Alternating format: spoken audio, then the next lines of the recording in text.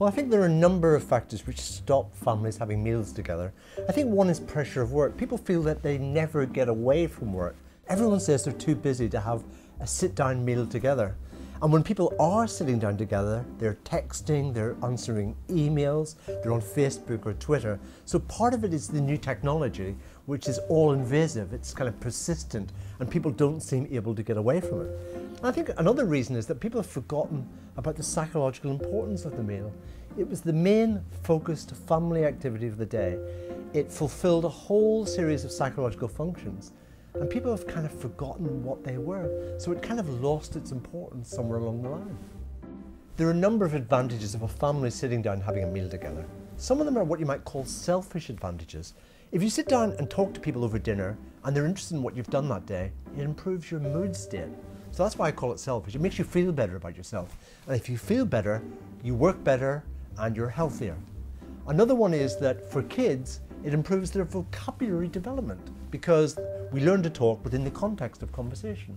But with kids, we also know that it improves their attitude to food and their eating habits.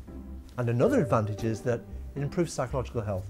Incredibly, kids sleep better if they're used to having regular family dinners. So there's a whole range of advantages at many different levels. The Bisto survey suggests that something like 61% of people say that they're too busy to have a family meal together, and that when they do have a family meal together, 60% are engaged in some other activity. So it's almost as if we've forgotten this notion that human beings evolved to have face-to-face conversations with those they care most about over a meal. It's almost as if we think that having kind of remote conversations with people who are colleagues or kind of distant friends is more important. So it seems to me that what families have to do is to rethink the importance of the meal.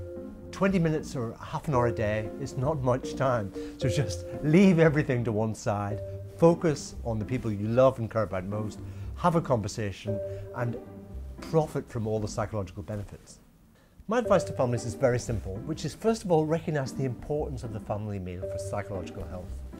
Leave the technology outside the room, stop twittering for half an hour. In fact, there's a website which is powerdownfordinner.com, and that will even give you a connection so your friends will know, why aren't you available on Facebook at this point? Because I'm having a family meal. And the beautiful thing about the family meal, of course, is that there is nothing better than feeling that other human beings close to us are interested in what we do. So the psychological benefits for the individual and for the family should be immediate and should be significant.